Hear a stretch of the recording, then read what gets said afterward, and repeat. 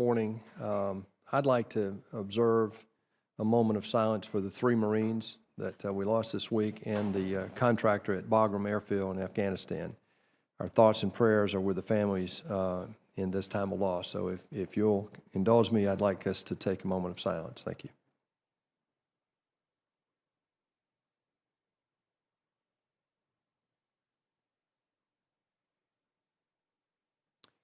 Thank you. It's a reminder that this is a dangerous business, that you men and your commands, men and women in your commands face every day. So our thoughts are with those families.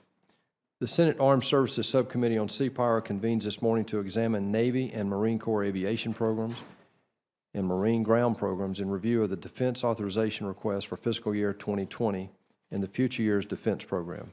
We welcome for our 4 distinguished witnesses, Honorable James F. Gertz, Assistant Secretary of the Navy for Research, Development, and Acquisition, Lieutenant General David H. Berger, Commanding General of the Marine Corps Combat Development Command and Deputy Commandant for Combat Development and Integration, and the nominee to be the next Commandant. Lieutenant General Stephen Rudder.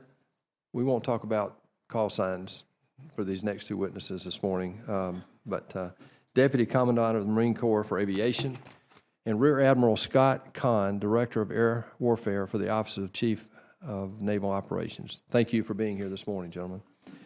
In this subcommittee's first public meeting, we received testimony regarding shipbuilding, which provided great insight into how the department is addressing this era of great power competition as described in President Trump's National Defense Strategy. In this hearing, we intend to further that effort and focus on naval aviation as well as Marine ground programs. Specifically, we hope to address how the Navy and Marine Corps are adjusting their aviation and ground modernization strategies to support the National Defense Strategy. The world is more dangerous now than any time in my lifetime, in my opinion. We face complex threats from China, North Korea, Russia, and Iran. Now more than ever, our Navy and Marine Corps need capable fleets and robust air and ground force capabilities in order to deter aggression, project power, and support our allies.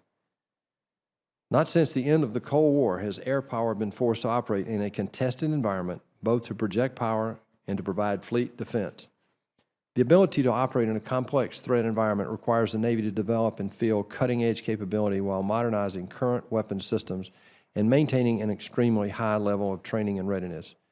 I look forward to hearing from our witnesses today about the Navy and Marine Corps plans to balance these competing priorities to balance a more modern and lethal force as quickly as possible.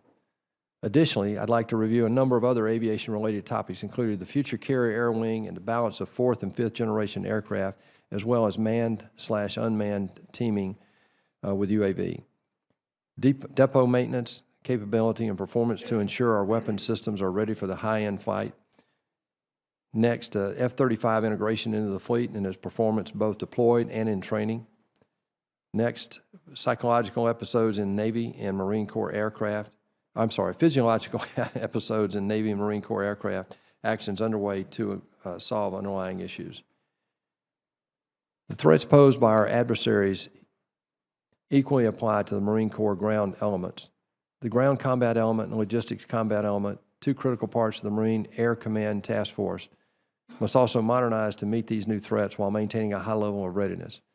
I look forward to hearing how the Marine Corps intends to modernize and field new equipment to meet challenges faced in the future battlefields and ensure our Marines have the tools they need to win in battle.